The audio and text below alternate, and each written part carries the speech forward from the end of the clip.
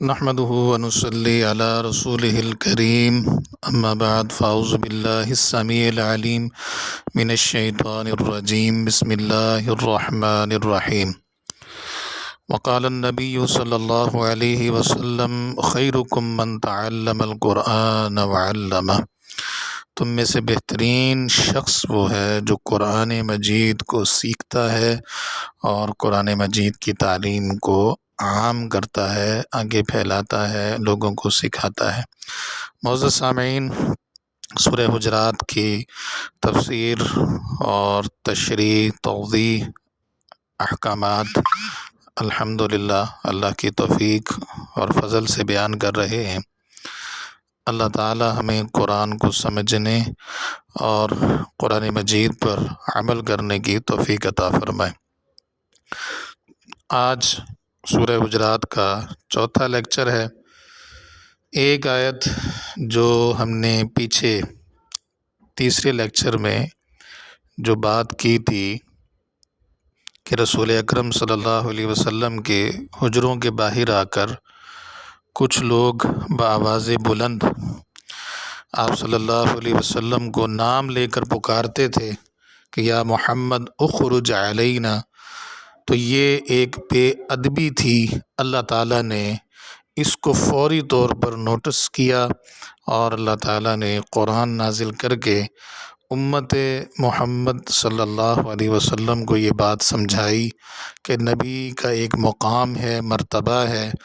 تو اس انداز سے تم نبی صلی اللہ علیہ وسلم کو نہ پکارا کرو جس طرح تم آپس میں ایک دوسرے کو پکارتے ہو۔ تو اسی کا ایک حصہ اس آیت میں ہے جو ابھی ہم ترجمہ کریں گے، اور اس سے اگلی آیت میں ایک نیا حکم ہے جو اللہ تعالیٰ نے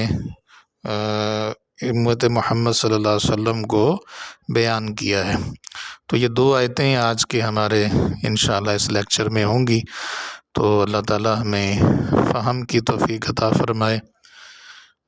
اللہ تعالیٰ فرماتے ہیں وَلَوْ أَنَّهُمْ صَبَرُوا، کہ باہر حجرات میں کھڑے ہونے والے لوگ، ولو اور اگر، انہم یقیناً وہ، صبروا صبر کر لیتے، حتیٰ یہاں تک کہ تخرج الیہم آپ صلی اللہ علیہ وسلم خود، خارجہ معنی نکلنا، تخرجہ کہ آپ صلی اللہ علیہ وآلہ وسلم خود نکلتے، الیہم ان کی طرف، تو یہ ان کے لیے بہت بہتر ہوتا۔ لکان خیر لہم،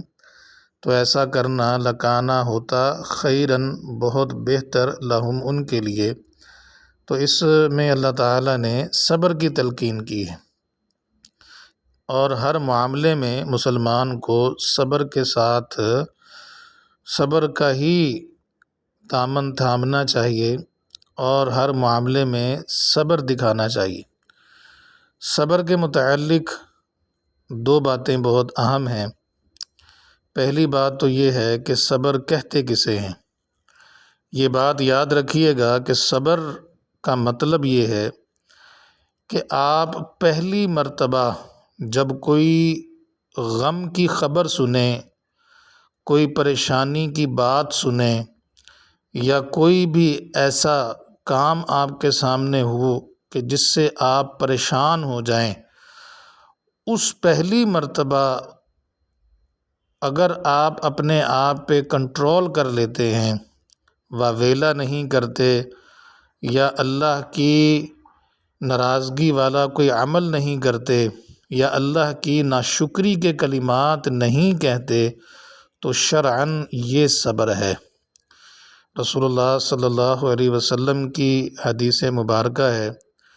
کہ صبر جو ہے وہ پہلی مرتبہ ہے۔ یہ حدیث کے لفظ ہیں کہ صبر وہ ہوتا ہے جو پہلی مرتبہ کیا جائے، واویلا کرنے کے بعد، ناشکری کے کلمات ادا کرنے کے بعد، یا بین کرنے کے بعد، گریبان پھاڑ لینے کے بعد، بالوں کو نوچ لینے کے بعد، یا رخساروں کو پیٹ لینے کے بعد اگر آپ یہ کہیں کہ ہمارا صبر ہے، تو شرعاً یہ صبر نہیں ہے۔ صبر یہ ہے کہ بندہ آغاز سے ہی ناپسندیدہ بات پہ صبر کر لے، اور ایسی کوئی بات جو اس کو انتہا درجے غم میں مبتلا کرنے والی ہے تو اس میں بھی اللہ کی رضا سمجھے کہ ہر معاملے میں اللہ کی رضا ہے، اور انسان کو ہر حالت میں اللہ کی ذات پہ راضی رہنا چاہیے، تو یہ صبر ہے۔ تو اللہ تعالیٰ نے یہ حکم دیا کہ وَلَوْ أَنَّهُمْ صَبَرُوا، اگر وہ صبر کر لیتے، حتیٰ تخرج الیہم، یہاں تک کہ خود آپ صلی اللہ علیہ وسلم نکل آتے، الیہم ان کی طرف، لکان خیر لہم، تو یہ بہت بہتر تھا ان کے لیے، واللہ غفور الرحیم، بہرحال اللہ معاف کرنے والا مہربان ہے۔ غلطی ہو گئی ہے تو اللہ سے توبہ کر لیجئے، معافی مانگ لیجئے، اللہ تعالیٰ معاف کرنے والا مہربان ہے۔ تو یہاں تک تھا وہ ادب کہ آپ صلی اللہ علیہ وسلم کو جب پکارنا ہے تو بڑے ادب کے ساتھ، احترام کے ساتھ، کہ اللہ نے بھی پیارے پیغمبر کا جب بھی نام لیا تو اللہ تعالیٰ نے بھی یا محمد کہنے کی بجائے یا ایھا النبی، یا ایھا الرسول، یا ایھا المزمل، یا ایھا المدثر، تو مختلف توصیفی نام جو ہیں وہ اللہ تعالیٰ نے لیے، تو یہ ایک ادب اللہ نے خود سکھایا۔ بڑھتے ہیں ہم اگلی آیت کی طرف۔ اللہ تعالیٰ نے اگلی آیت میں حکم صادر فرمایا ہے، یا ایھا الذین آمنوا، اے ایمان والو، ان جاءکم، یہاں پر ان جاءکم فاسق بنبأ، ان جو ہے یہ شرطیہ ہے، شرط کے لیے آتا ہے، یہ پورا جملہ ہی شرطیہ ہے۔ شرط کا مطلب یہ ہے کہ جب کوئی بھی کام ہو رہا ہو تو آگے اس کے بعد اس کا ایک جواب بھی آتا ہے، یعنی کہ شرط کے بعد ہمیشہ ایک جواب شرط بھی آتا ہے۔ تو اللہ تعالیٰ نے یہاں اس جملے میں ایک شرط کو بیان کیا ہے، وہ کیا ہے؟ فرمایا کہ ان جاءکم فاسق، اگر تمہارے پاس کوئی فاسق آئے، بنبأ، کوئی خبر لے کر۔ فاسق جو ہے اسم فاعل کا صیغہ ہے، واحد مذکر، اور اس کا مادہ ہے فسق، فا، سین اور قاف، اور اس کی جمع آتی ہے فسوق۔ فسق کسے کہتے ہیں؟ فسق کا جو لغوی معنی ہے وہ ہے بد کرداری۔ ایک معنی ہے دوستی سے نکل جانے والا، اس کو بھی فاسق کہتے ہیں۔ اللہ تعالیٰ کی نافرمانی کرنے والا، اس کو بھی فاسق کہتے ہیں۔ بد چلن کو بھی فاسق کہتے ہیں۔ شرعی اعتبار سے وہ شخص فاسق ہوتا ہے کہ جو شریعت کی حدود سے باہر نکل جائے، یعنی حدود اللہ کو پامال کرے، اللہ کی حدود کا خیال نہ رکھنے والا اور حد سے بڑھ جانے والا، تو اللہ کی اطاعت اور فرما برداری سے نکلنے والا، شرعی اعتبار سے اسے فاسق کہتے ہیں۔ تو اللہ نے کہا کہ ان جاءکم فاسق، اگر تمہارے پاس کوئی ایسا آدمی آئے جو فاسق ہے، یعنی کہ اللہ کی نافرمانی کا ارتکاب کرتا ہے، یا خود بد کردار ہے، بد چلن ہے، تو ایسا آدمی جو ہے وہ اس کے اندر ایمان کی لازماً کمزوری پائی جاتی ہوگی۔ کامل ایمان والا مومن آدمی کبھی بھی اللہ کی نافرمانی نہیں کرتا۔ اگر فطری تقاضے سے انسان سے نافرمانی ہو بھی جائے تو وہ فوری طور پر اللہ کی طرف انابت کرتا ہے۔ یہ بات یاد رکھیے گا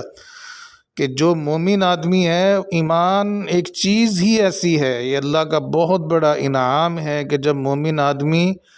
گناہ کا ارتکاب کرتا ہے تو فوری طور پر اس کا ایمان اس کو جھنجھوڑتا ہے اور وہ فوری اللہ کی طرف رجوع کرتا ہے۔ یہ تقوی اور ایمان کی علامت ہے۔ اور اگر وہ شخص جو بد کرداری پر قائم دائم رہے، بد چلنی پر قائم دائم رہے، اللہ کی نافرمانی پر قائم دائم رہے اور رسول اللہ صلی اللہ علیہ وسلم کی نافرمانی پر قائم دائم رہے اور اس کو احساس بھی نہ ہو، تو ایسا شخص نام نہاد مسلمان تو ہے لیکن مومن نہیں ہے۔ تو اللہ فرماتے ہیں ان جاءکم فاسقن، اگر تمہارے پاس کوئی ایسا آدمی فاسق آئے بنبأ، نبا جو ہے اس کا معنی خبر مفید۔ عربی زبان میں نبا ایسی خبر کو کہتے ہیں جس میں کذب نہ پایا جائے، جھوٹ نہ پایا جائے، سچائی کا احتمال ہو، جھوٹ کا احتمال نہ ہو۔ اور اسی طرح نبا ایک بہت بڑی خبر کو بھی کہتے ہیں، جیسے کہ قرآن مجید میں ہے عما یتساءلون عن النبأ العظیم،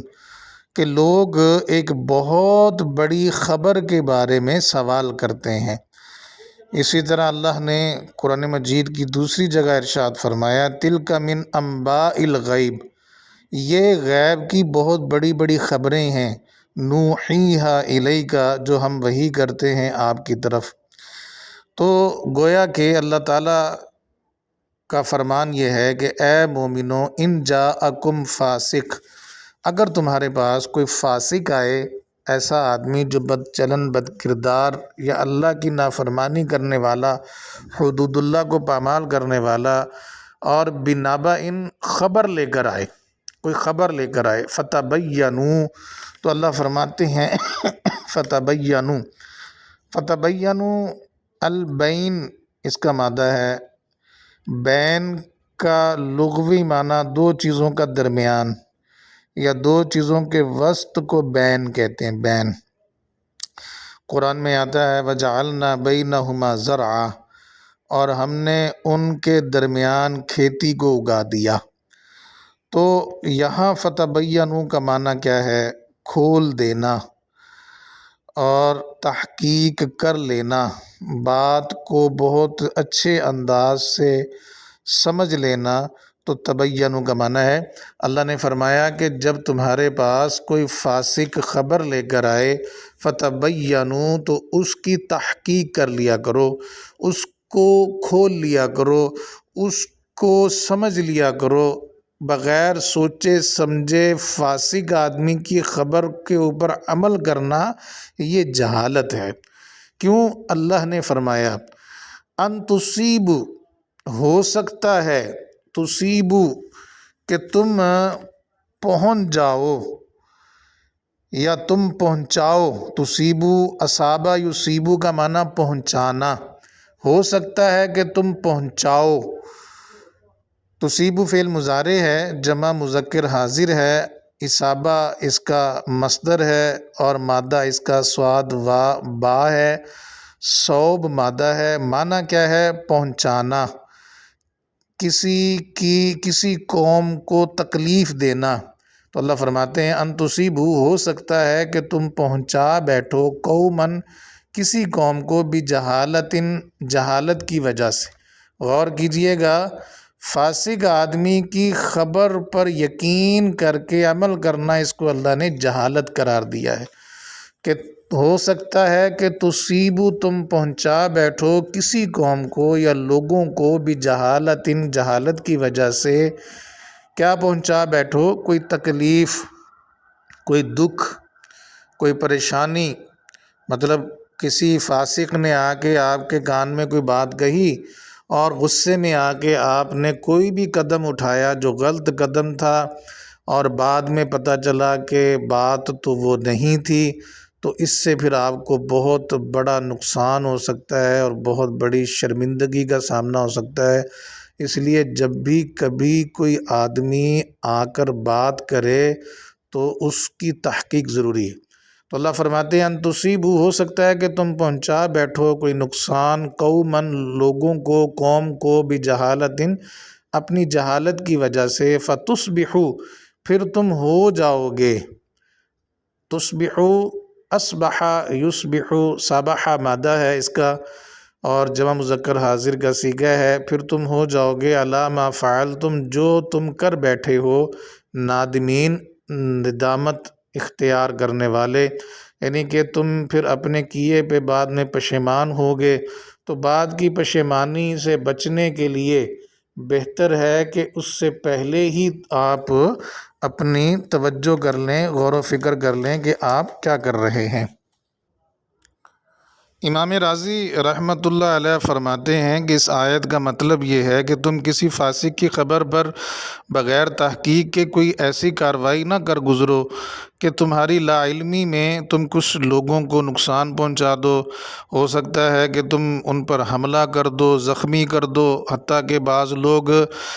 غلط خبر سن کے قتل تک پہنچ جاتے ہیں، قتل کر بیٹھتے ہیں، یا تم کسی کی بات سن کے کسی کی غیبت کر بیٹھو، یا کسی سے اپنا تعلق ختم کر بیٹھو، تو یہ بہت بڑے بڑے نقصانات ہیں۔ غیبت کرنا بھی بہت بڑا نقصان ہے، قطع تعلق کی کرنا بہت بڑا نقصان ہے، قتل کرنا، کسی کو زخمی کرنا، تو یہ سارے فتنے اور فساد ہیں جو اس بنیاد پہ پھیلتے ہیں کہ آپ نے تحقیق نہیں کی اور کسی کی سنی سنائی بات پہ آپ نے فوری طور پر عمل کیا، اور اپنے لیے بھی بہت بڑا نقصان کا وہ باعث بنی وہ بات، اور آپ دوسروں کا بھی نقصان کریں گے۔ تو اس لیے یہ آیت بہت عظیم الشان ایک آیت ہے، اور یہ بات یاد رکھیے گا کہ حدیث کو پرکھنے کے جو اصول ہیں جو محدثین نے وضع کیے ہیں، کہ ایک حدیث کی سند کے اندر جو روات آتے ہیں ان راویوں کی زندگیاں کو دیکھتے ہوئے اور ان کے اوپر حکم لگایا جاتا ہے، اس کی بنیاد، اس پورے علم کی بنیاد یہ قرآن کی یہ آیت ہے کہ جب بھی کوئی بندہ خبر لے کر آئے تو محدثین نے تقریباً 1,00,000 سے زیادہ راویوں کی حالات زندگی کو جمع کر دیا ہے اور بیان کر دیا ہے کہ کون سا راوی صادق ہے، کون سا کذاب ہے، کون سا عادل ہے، کون سا فاسق ہے۔ تو یہ بہت بڑا ایک علم اور بہت بڑی ایک خدمت جو ہے محدثین نے سر انجام دی، جس کی وجہ سے آج ہمارے پاس ایک پیمانہ ہے کسی بھی حدیث کو جانچنے کا کہ اگر اس کے روات عادل ہیں تو فاسق نہیں ہیں تو ہم وہ روایت کو صحیح تسلیم کر کے اس پر عمل کریں، اور اگر اس کے راویوں میں کوئی فاسق آ جاتا ہے پھر اس کی مزید تحقیق کی جاتی ہے تو اگر وہ بات جھوٹ نکل آئے تو وہ بات پھر قابل عمل نہیں رہتی۔ تو گویا کہ یہ آیت ایک عظیم الشان آیت ہے جس کی وجہ سے ایک بہت بڑا ایک علمی ذخیرہ مسلمانوں کے پاس آیا، ایک پورے علم کی بنیاد اس آیت کے اوپر رکھی گئی۔ تو اس کے بعد جو ایک اہم بات بہت ہی ہے وہ یہ ہے کہ یہ آیت بعض مفسرین کے نزدیک یہ بڑی سننے والی بات ہے اور بہت توجہ طلب ہے کہ یہ آیت ولید بن عقبہ رضی اللہ تعالیٰ عنہ ایک صحابی ہیں، تو بعض مفسرین کے نزدیک وہ کہتے ہیں کہ یہ آیت ولید بن عقبہ صحابی کے بارے میں نازل ہوئی۔ وہ کیسے نازل ہوئی؟ تو یہ ایک واقعہ ہے کہ ایک قبیلہ جو کہ مسلمان ہوا اور بنو مستلق قبیلے کا نام ہے، تو یہ جب اسلام لے کر آیا تو اس وقت اس قبیلے کی طرف رسول اللہ صلی اللہ علیہ وسلم نے حکم پیغام بھیجا کہ آپ زکوٰۃ کا مال اکٹھا کریں۔ تو یہ قبیلہ جو ہے وہ زکوٰۃ کا مال اکٹھا کرنے لگا، تو آپ صلی اللہ علیہ وسلم نے زکوٰۃ لینے کے لیے حضرت ولید بن عقبہ رضی اللہ تعالیٰ عنہ کو بھیجا کہ جاؤ بنو مستلق قبیلے سے زکوٰۃ لے کر آؤ۔ اب مسئلہ یہ تھا کہ ولید بن عقبہ اور بنو مستلق کے لوگوں کی ایک پرانی دشمنی خاندانی چلتی آ رہی تھی۔ تو واقعہ یہ ہوا کہ ولید بن عقبہ رضی اللہ تعالیٰ عنہ جب زکوٰۃ لینے کے لیے گئے اور وہاں پر پہنچے تو بنو مستلق کے جو لوگ تھے وہ قاصد رسول صلی اللہ علیہ وسلم کو دیکھ کر ان کے استقبال کے لیے باہر نکلے۔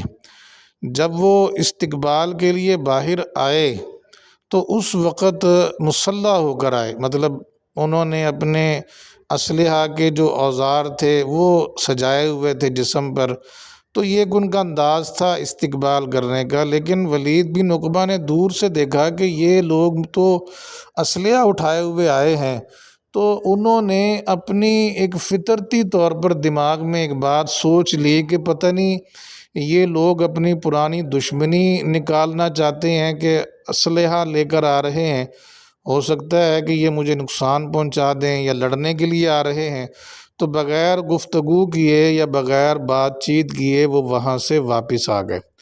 اور ولید بن عقبہ رضی اللہ تعالیٰ عنہ نے آ کر رسول اللہ صلی اللہ علیہ وسلم کو بتایا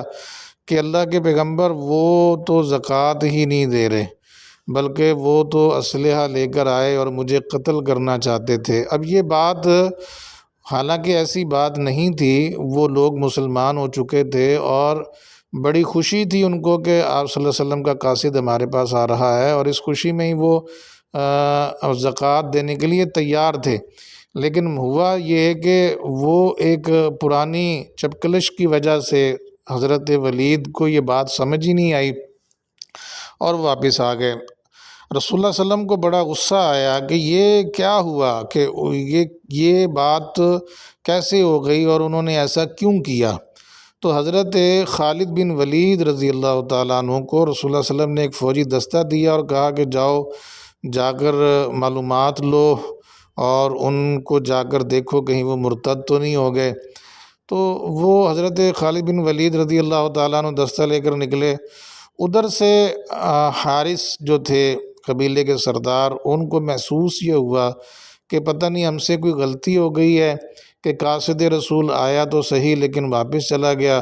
تو پتہ نہیں رسول اکرم صلی اللہ علیہ وسلم ہم سے ناراض ہو گئے ہیں، تو اس لیے وہ وہاں سے واپس مطلب پلٹ گیا ہے۔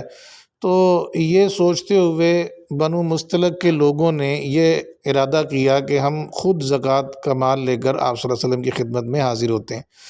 اب وہ ادھر سے چل پڑے، ادھر سے آپ صلی اللہ علیہ وسلم نے فوجی دستے کو روانہ کیا۔ راستے میں ان کی ملاقات ہوئی تو فوجی دستے نے پوچھا ان سے بھی کدھر جا رہے ہو؟ حارث نے کہا کہ آپ کدھر جا رہے ہیں؟ تو انہوں نے کہا کہ ہمیں تو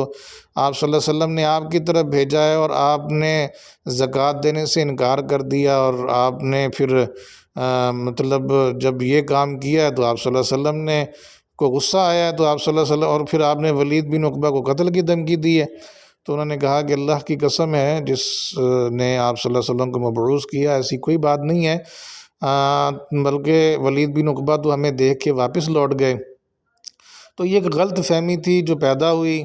اور پھر وہ قبیلہ آیا آپ صلی اللہ علیہ وسلم کی خدمت میں، اور آپ صلی اللہ علیہ وسلم نے بھی ان سے پوچھا، انہوں نے کہا کہ ہمارا ایسا کوئی ارادہ نہیں تھا، بلکہ ہم تو خوشی کے ساتھ استقبال کے لیے باہر نکل رہے تھے کہ ولید بن عقبہ دیکھ کر واپس چلے گئے، تو ہم پریشان ہو گئے کہ پتہ نہیں کیا بات ہے۔ بہرکیف اس واقعے کی وجہ سے اب بعض مفسرین کے نزدیک یہ ایک شان نزول ہے اس واقعے میں کہ اس کی وجہ سے یہ قرآن کی آیت نازل ہوئی۔ اب یہاں پر ایک بہت بڑا ایک مسئلہ درپیش ہے جو قابل حل طلب ہے، وہ یہ ہے کہ حضرت ولید بن عقبہ جو صحابی رسول ہیں، تو کیا اللہ تعالیٰ نے ان کو فاسق کہا کہ ولید بن عقبہ جو ہیں وہ فاسق بن گئے، اور فاسق بن گئے تو جس کی وجہ سے اللہ تعالیٰ نے کہا کہ کوئی فاسق اگر آئے تو اس کی خبر کی تحقیق کر لیا کرو؟ تو یہ ایک بہت بڑا مسئلہ یہاں پر درپیش ہے۔ حالانکہ صحابہ کے بارے میں ہمارا عقیدہ یہ ہے کہ سب کے سب عادل ہیں، رسول اللہ صلی اللہ علیہ وسلم کے جتنے بھی صحاب ہیں کوئی ایک صحابی بھی فاسق نہیں ہے۔ تو اس کے دو قسم کے جوابات ہیں۔ پہلا تو یہ ہے کہ یہ آیت کا شان نزول یہ روایت نہیں ہے، یہ روایت یا یہ قصہ علیحدہ ہے، اور یہ آیت جو ہے وہ اس قصے کے متعلق نازل نہیں ہوئی۔ کیوں کہ اس قصے کے بارے میں جتنی بھی روایات ہیں یا جتنی اسناد ہیں وہ سب ضعیف ہیں، کوئی ایک بھی روایت ایسی نہیں ہے جو قابل حجت ہو، کہ جیسے کہ امام ابن کثیر نے 4 مقامات پر ان 4 روایتیں نقل کی ہیں، تو ان چاروں روایتوں میں جو ہے مطلب ان کی سندوں میں ضعف پایا جاتا ہے، علت پائی جاتی ہے۔ تو اس لیے سب سے پہلی بات تو یہ ہے کہ یہ واقعہ شان نزول کے طور پہ بیان کرنا اس آیت کے لیے یہ صحیح نہیں ہے، کیونکہ سنداً یہ واقعہ ثابت نہیں ہے۔ اور دوسری بات یہ ہے کہ اگر ولید بن عقبہ فاسق ہوتے، اگر آپ یہ کہیں کہ یہی واقعہ اس کی شان نزول میں نازل ہے،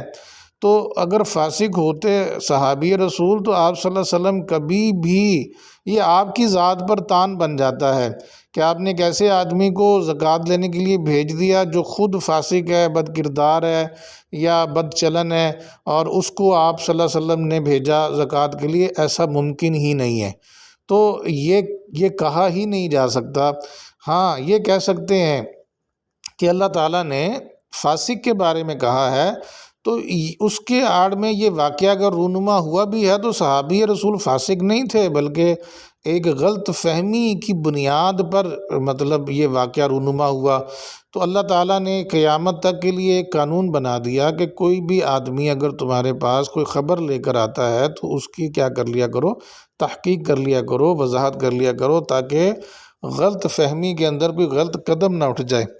تو بہرحال پہلی بات تو یہ ہے کہ اس واقعے کی اسناد صحیح نہیں ہے، تو اس لیے اس کو شان نزول میں بیان کرنا صحیح نہیں ہے۔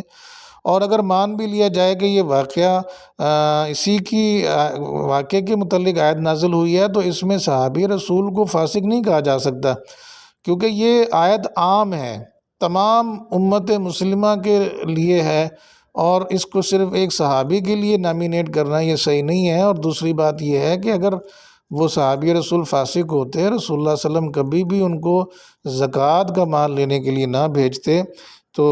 اس لیے صحابہ کے بارے میں ہمارا قطعی عقیدہ ہے کہ صحابہ کرام جو ہیں وہ سب کے سب عادل ہیں، رسول اللہ صلی اللہ علیہ وسلم کی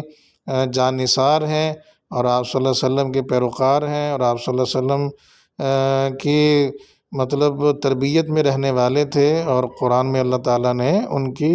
بخشش کا جو اعلان کیا ہے اور ان کی رضا کا اعلان کیا، تو اس میں سب صحابہ کیا تھے، شامل تھے۔ تو یہ تھی آج کی آیت کی تفسیر، توضیح اور احکام۔ حکم یہ ہے کہ کوئی بھی آدمی فاسق کو خاص طور پر، ویسے تو ہر بندے کی ہی بات کی تحقیق کر لینی چاہیے تاکہ کوئی بات غلط فہمی جو ہے وہ ختم ہو جائے، اور خاص طور پر کوئی فاسق آدمی اگر کوئی خبر دے تو اس کی تحقیق کرنا تو انتہائی ضروری ہے۔ اللہ تعالی ہمیں قرآن مجید کو سمجھنے، اس پر عمل کرنے کی توفیق عطا فرمائیں۔ جو حضرات سن رہے ہیں تو ہم سب کو اللہ تعالیٰ عمل کی توفیق دے، اور ہم اس پیغام کو، قرآن کے پیغام کو جتنا ہو سکے آگے سے آگے پہنچائیں۔ اللہ تعالیٰ ہمارے لیے اس کو صدقہ جاریہ بنائے۔ السلام علیکم ورحمۃ اللہ وبرکاتہ۔